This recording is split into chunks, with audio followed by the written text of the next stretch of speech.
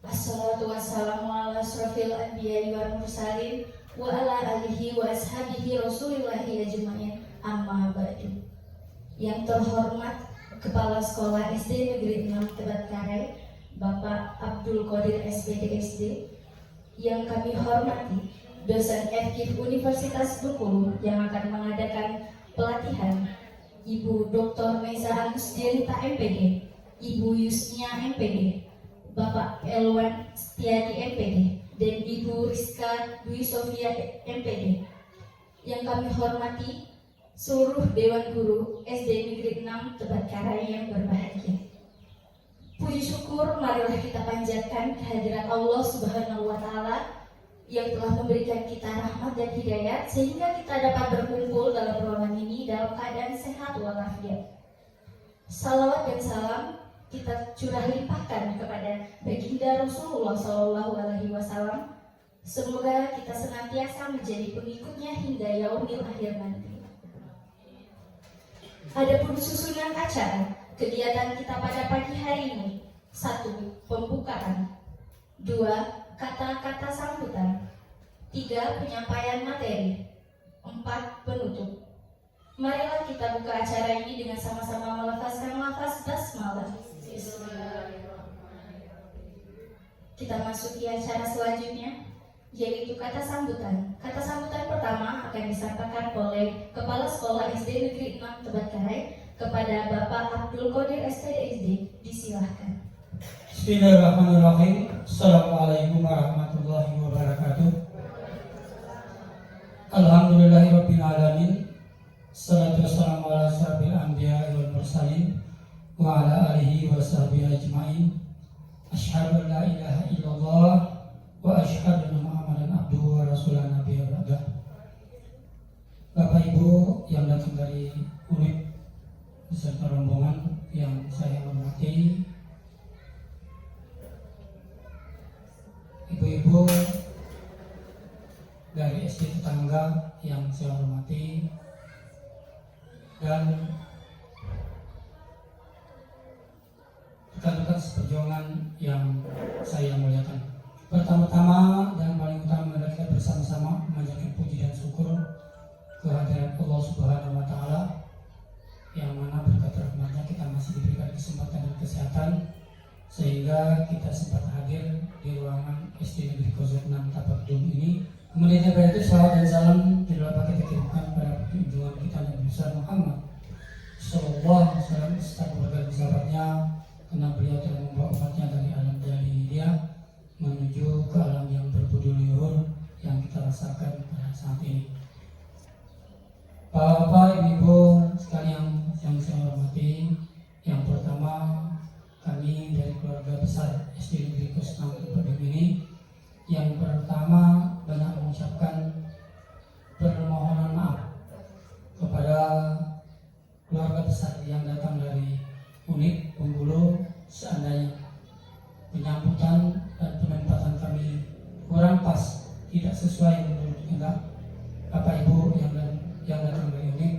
Maka dari itu kami mengucapkan mohon maaf yang sebesar-besarnya. Kemudian kami juga mengucapkan terima kasih kepada warga atau Bapak Ibu yang datang dari UNIP yang sempat datang ke sini untuk memberi pengetahuan pada guru-guru kami, baik guru kami sendiri maupun dengan guru-guru tetangga, berbagi pengalaman. Maka dari itu kami juga mengucapkan ribuan terima kasih yang sebesar-besarnya. Apabila telah sampai waktunya nanti, Bapak Ibu akan menguraikan pembelajaran yang akan disampaikan oleh para guru-guru ini. Nanti kami persilakan dengan segala hormat. Mungkin itu saja yang dapat kami sampaikan. Lebih dan kurang kami mohon maaf. Kami akhiri. Assalamualaikum warahmatullahi wabarakatuh. Oke, perkenalkan saya Yusnia. Kebetulan di sini saya sebagai ketua timnya. Satu lagi ada Ibu Serti Johar yang berhalangan hadir hari ini karena ada kegiatan di fisika. Kemudian ada Pak Elwan Setiadi di sini. Oke. Jadi untuk judul ini yaitu pendampingan penerapan literasi budaya dan keluargaan berbasis budaya lokal tradisi Sekujang. Jadi alhamdulillah saya menemukan satu artikel, karena kalau di buku tidak ada Sekujang ini Bapak Ibu. Jadi saya mencari berbagai artikel dan ternyata itu ada artikel yang dari Seluma yang menceritakan tentang mengapa Sekujangnya adanya juga di tapak gedung. Jadi tadi sempat ngobrol juga sama Pak Kepala Sekolah, ternyata ada transmigrasi dari daerah Padang Capo, gitu kalau nggak salah ya. Dan nggak ya Sumedang ya. Nah dari sana karena ada bencana ya, termasuk bencana ya, ancaman harimau, maka dari itu warga di sana pindah ke tapak gedung. Nah dan di sana juga kan tetap ada Sekujang. Nah dibawalah sampai ke leluhurnya di sini. Oke. Nah mengapa saya mengambil Sekujang salah satunya sebagai budaya lokal? Yaitu karena kita di Bengkulu itu sangat kekurangan informasi. Tidak hanya siswa saja, tetapi mahasiswa pun masih banyak yang salah. Contohnya juga tabot. Tabot itu yang mereka bilang tabot ya cuma satu, padahal tabot itu ada dua kegiatan besar, yaitu festival tabot dan ritual tabot. Nah maka dari itu kita butuh suatu penanaman kepada generasi muda bahwa kita punya budaya loh, kita punya budaya yang bisa kita angkat, yang bisa kita banggakan seperti itu. Oke, jadi kita penjelasan ke literasi budaya dan keluargaan terlebih dahulu. Untuk literasi budaya merupakan kemampuan dalam memahami dan bersikap terhadap kebudayaan Indonesia sebagai identitas bangsa. Untuk literasi keluargaan yaitu merupakan kemampuan dalam memahami hak dan kewajiban sebagai warga negara. Maka dari itu, literasi budaya dan keluargaan merupakan kemampuan individu dan masyarakat dalam bersikap terhadap lingkungan sosialnya sebagai bagian dari suatu budaya dan bangsa. Nah, nanti untuk prakteknya nanti di kelas, untuk tradisi Sekujang ini kita buat kayak role playing. Jadi ada yang memerankan sebagai apa, terus fungsinya ada juga properti mungkin yang bisa dikaitkan dengan etnomatematikanya Bu Neza. Seperti itu.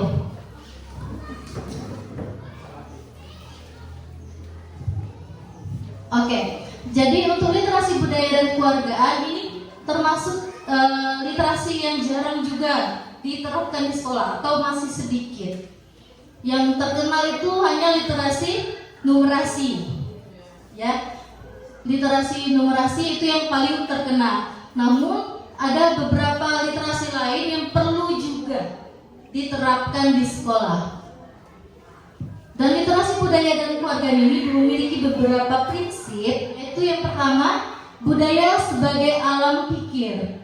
Nah, di sini melalui bahasa dan perilaku, bahasa daerah dan tingkah laku yang beragam menjadi kekayaan budaya yang dimiliki oleh bangsa Indonesia.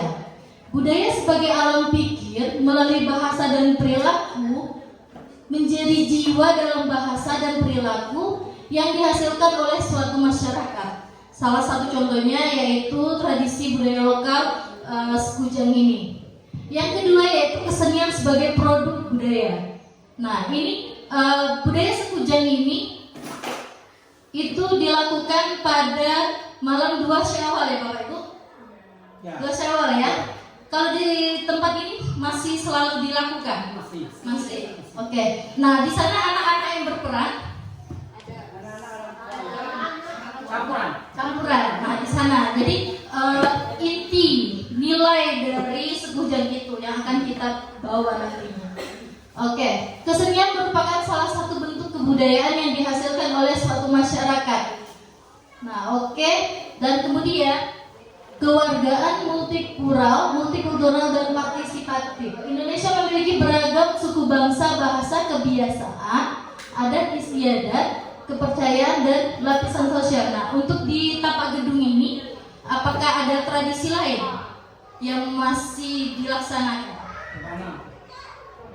Sarapalanam kan? Oh, sama berarti. Kalau kami lembah itu sarapalanam tetap. Kalau untuk menikah? Apa?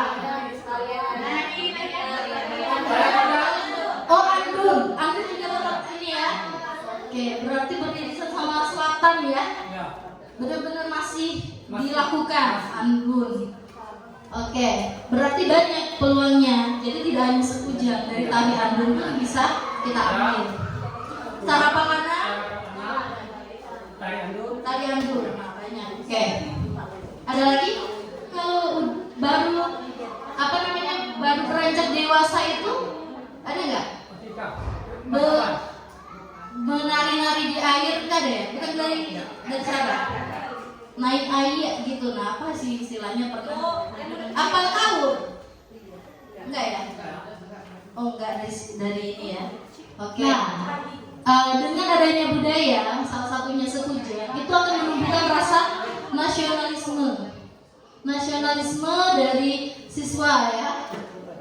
Dengan kecintaan terhadap bangsa dan negaranya, maka setiap individu akan bertindak sesuai dengan aturan yang berlaku dan menjunjung tinggi martabat bangsa dan negaranya. Jadi melalui hal dari yang paling dekat dengan mereka, yaitu konteks tadi udah disinggung sama Bu Nisa.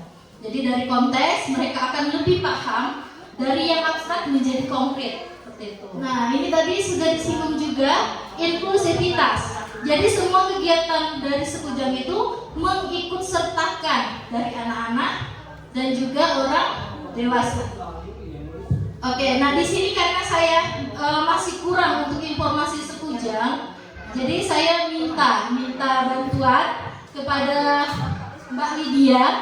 Ini mahasiswa kami. Di sini saya akan sedikit menjelaskan mengenai tradisi sekujang yang ada di Desa Tapak Gedung. Sekujang ini adalah ritual tahunan yang diadakan pada malam 2 Syawal atau hari Lebaran kedua. Dikatakan bahwa tradisi sekujang ini dilakukan sebagai upaya mendoakan jemu putus.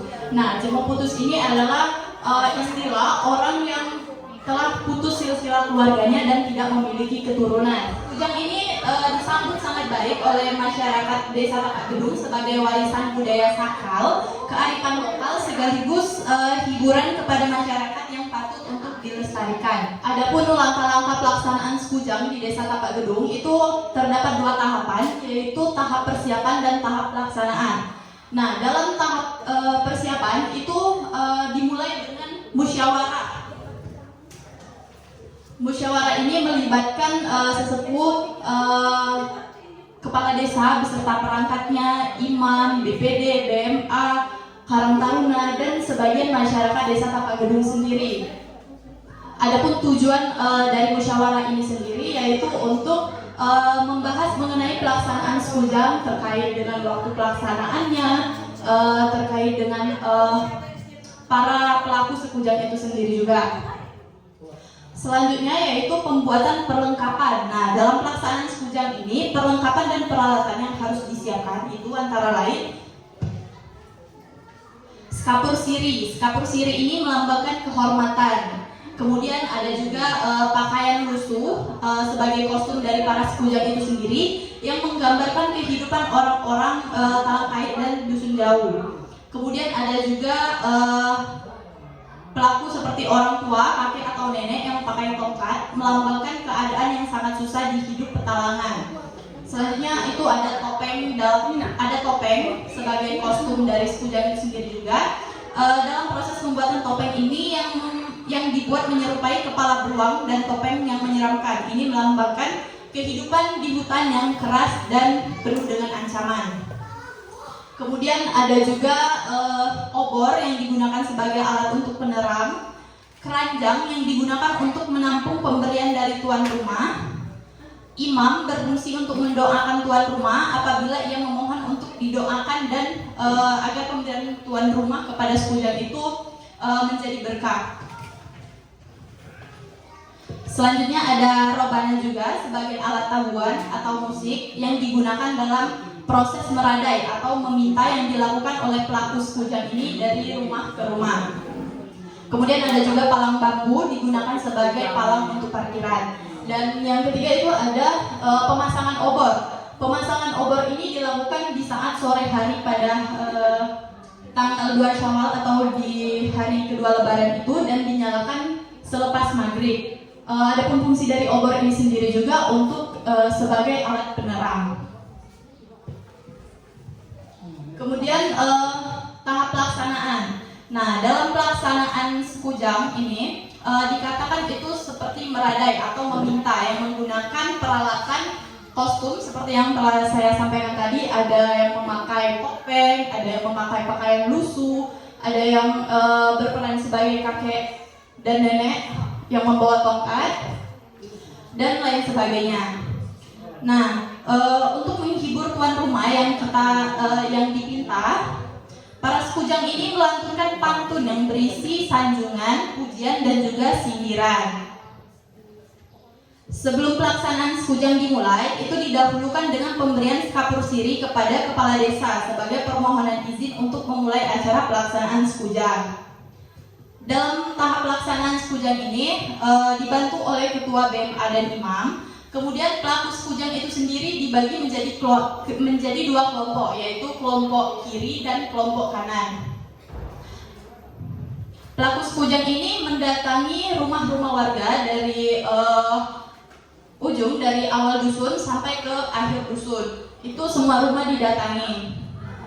Kemudian tuan rumah itu jika didatangi sekujang itu tuan rumah akan memberikan sesuatu, dan apabila tuan rumah ini memberikan kue atau apapun itu, maka para sekujang ini akan melantunkan pantun yang berisi pujian atau sanjungan. Nah, dan apabila misal si tuan rumah ini tidak memberikan apapun, nah maka para sekujang ini akan melantunkan pantun yang berisi sindiran.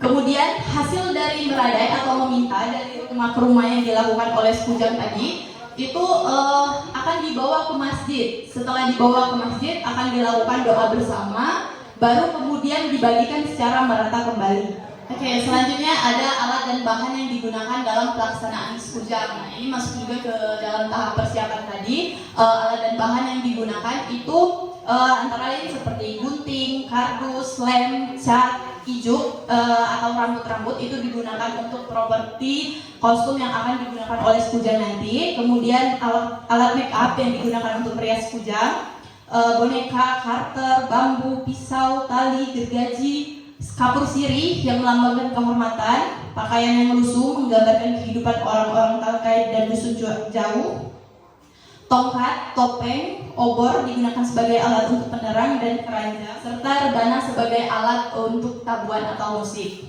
Selanjutnya itu ada tokoh-tokoh dalam sekujang di Desa Tapak Gedung.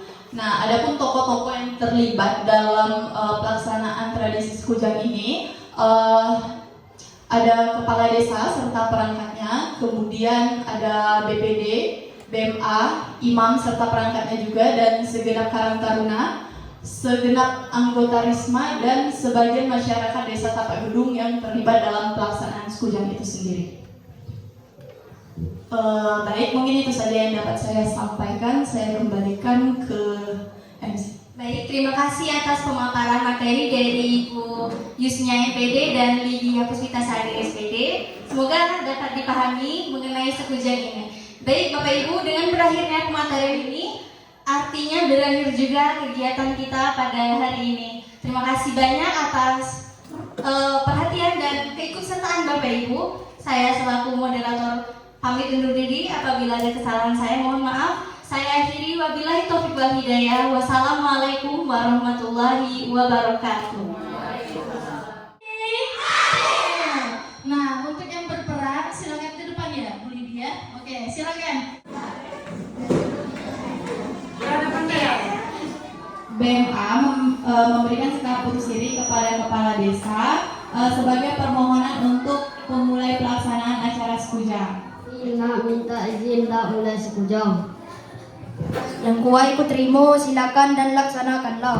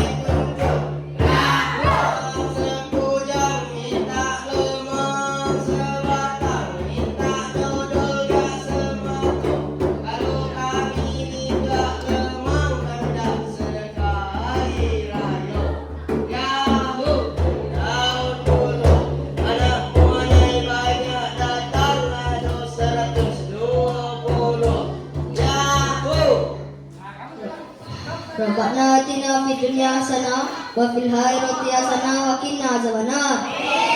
Subhana rabbiyal izzati amma yasifun walhamdulillahi rabbil alamin.